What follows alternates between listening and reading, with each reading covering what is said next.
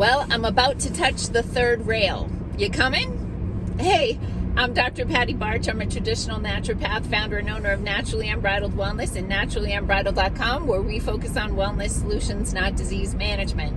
This is Down the Ridge with Dr. Patty. This is not medical advice. It's for entertainment purposes only. Nothing I say is true. Don't listen to me. Before I go ahead and poke the bear, if you could somehow interact with this video, that would be really helpful, because I'm about to say the types of things that go, shh, nobody talk about this, nobody look at this, and I'm talking about it. So here's why. Tuesday and Thursday of this week, I gave presentations at the local YMCAs on hormones, and at the end, Q&A, there's a question about cholesterol, which led to a discussion about statin, which led to me talking about a case of a woman who is a client of mine that had a stroke after she got, that. And this woman sitting there goes, wait, those things? And if you don't know what I'm talking about, those things, I'm talking about the things that a whole bunch of people got put in their muscle over the past 4 years. And so she goes, wait, those things cause strokes? And other people in the room, like participants, go, yeah. Like, how do you not know that? And I mean, I could never be a professional poker player for many reasons, but one is which I do not have a poker face. I'm sure I was like, how do you not know this? But I know I live in a bubble, and, I think everybody knows what I know, and there are definitely people who have not been exposed to the truth. However, maybe you're aware, maybe not, that in about the past week or so, the Congressional Oversight Committee released a report that is over 500 pages about all the things they discovered about the things, the whole kit and caboodle, right? The bug that was making people sick, the testing, the face thing,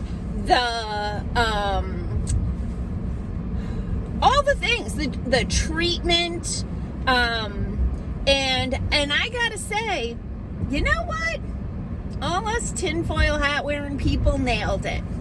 And the congressional committee that investigated this whole situation laid out in over 500 pages all the things that people like me have been trying to tell the world since the get-go, saying this is scientifically inaccurate for this reason, this is scientifically inaccurate for this reason, right? Like laying it out, like what they're saying to you is untrue.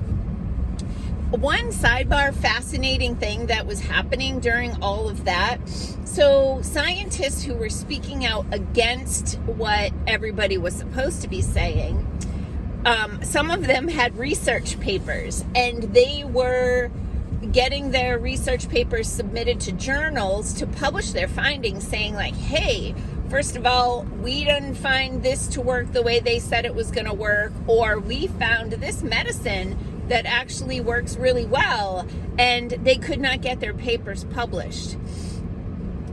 I was fascinated to see this phenomenon multiple times, which was, I would read a scientific journal article.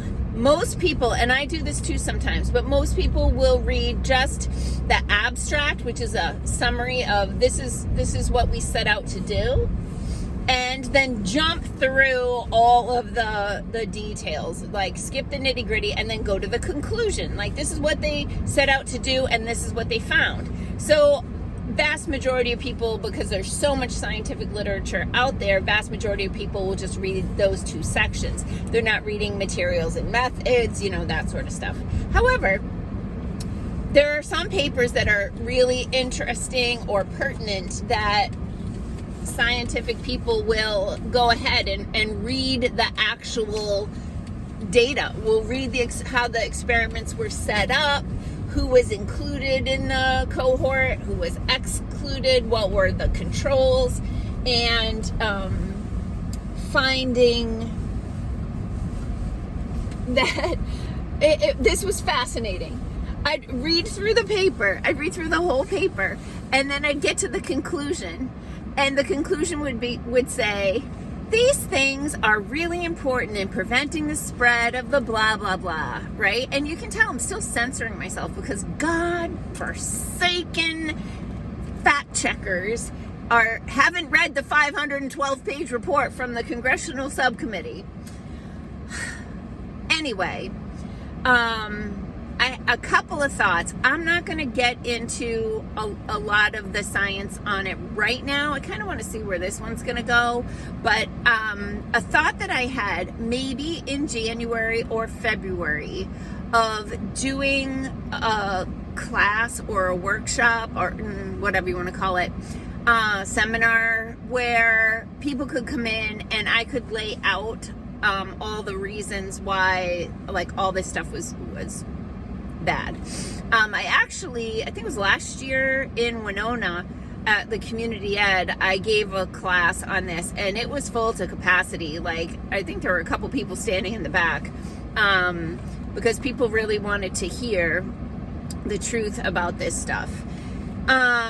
So that being said, yeah, those things can cause strokes and heart attacks and blood clots and neuropathy and autoimmune disease and cancer.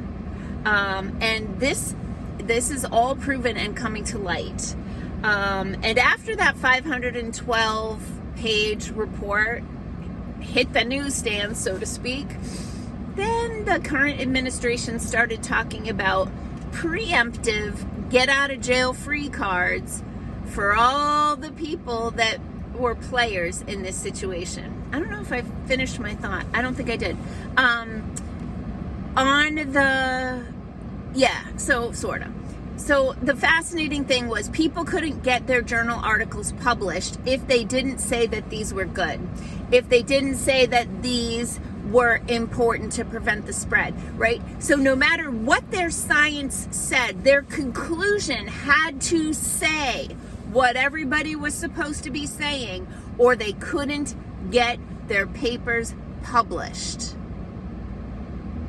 So every reporter out there that was reporting on this situation, all they had to do was say 500 papers concluded that these were important and that these were important, when in fact, if they actually read the article, the research, the materials and methods, and all the things, they would see that it was impossible to conclude what they concluded based on the data. And even in the abstract, they would have to like preface their whole paper with how important these were and these were. Like, So anyway, I think I want to do some more videos now. I mean, I've been doing these videos for over a year now, believe it or not. And so obviously there's some spread here, and there are more and more people watching now. And a lot of people maybe have missed the videos where I talked about the mechanism of this technology and how it can cause all of those really bad things. So, yeah, let me know if you want to hear more about that. And if there's something specific, like you want to know how they lead to autoimmune disease, how they cause cancer, how they cause heart attacks, cardiac arrest, stroke, blood clots, and some fascinating findings that a friend of mine who does embalming told me that he now sees on a very regular basis, like vast majority of people that he's embalming, that he never saw before these things hit the market. Now he sees it all the time. Wonder why that is. All right, peace out, peeps. Have a healthy day. Have a healthy weekend. See you in Facebook jail.